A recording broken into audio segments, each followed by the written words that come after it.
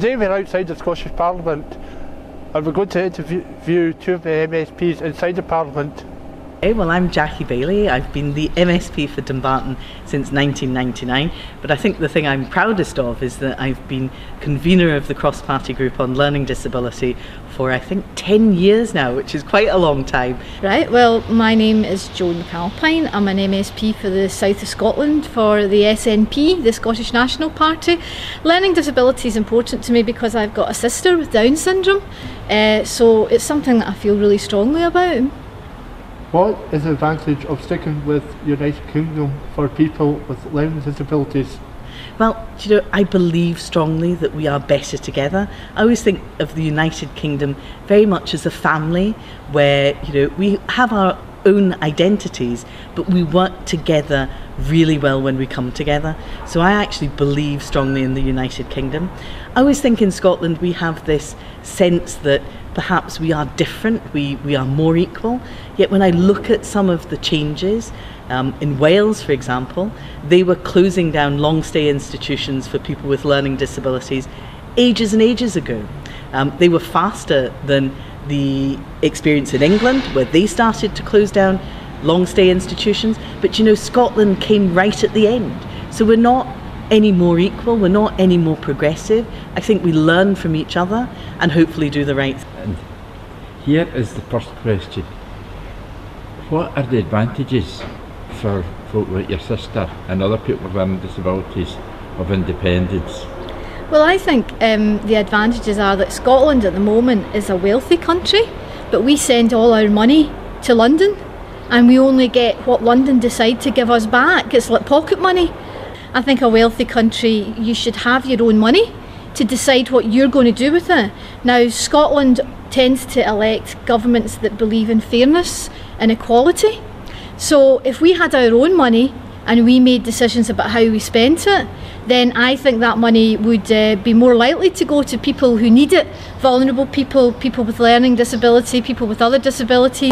What difference will the outcome of a referendum make for people with learning disabilities?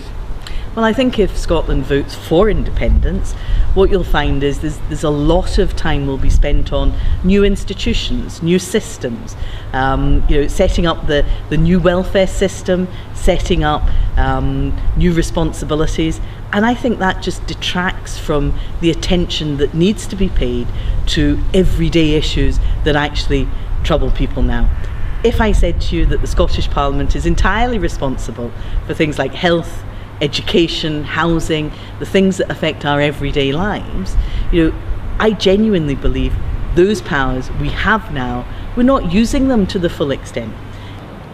What difference, again, will the referendum make to people with disabilities? Because an awful lot of them are of the opinion it's just much of the same.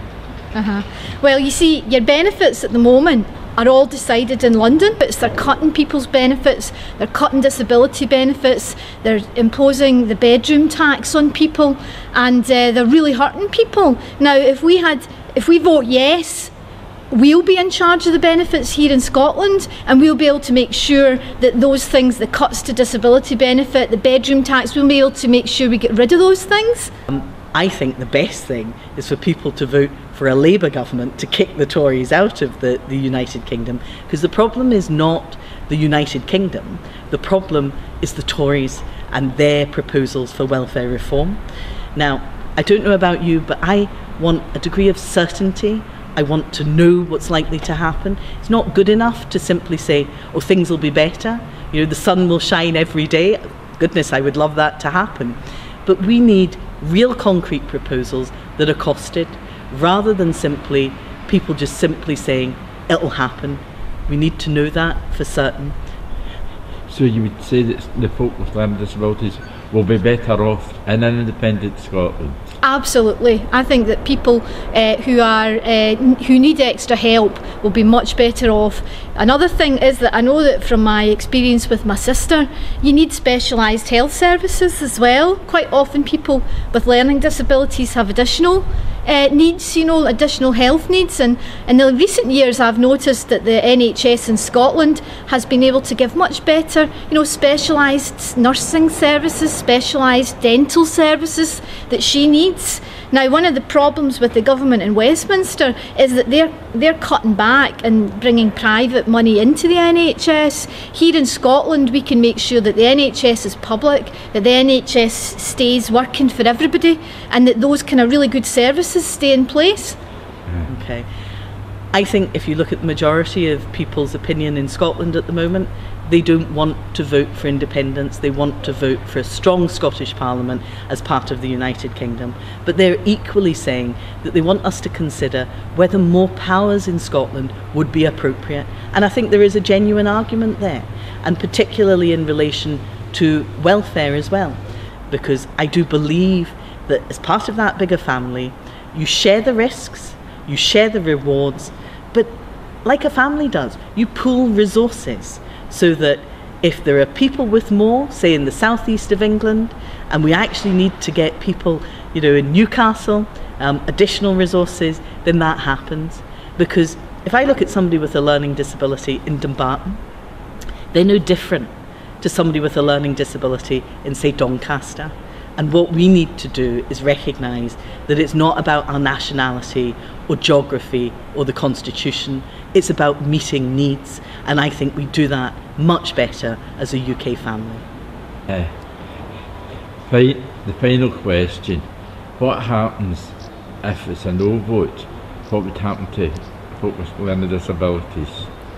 Well, I don't like to speculate on a no vote because I'm very confident that we'll vote yes, and I think the more information people get, the more confident they'll be in themselves and in Scotland, and they'll vote yes. Now we're outside the Scottish Parliament, we've had interviews with the politicians, we know what they think. It's time for you to tell us what you think. Thanks very much for watching.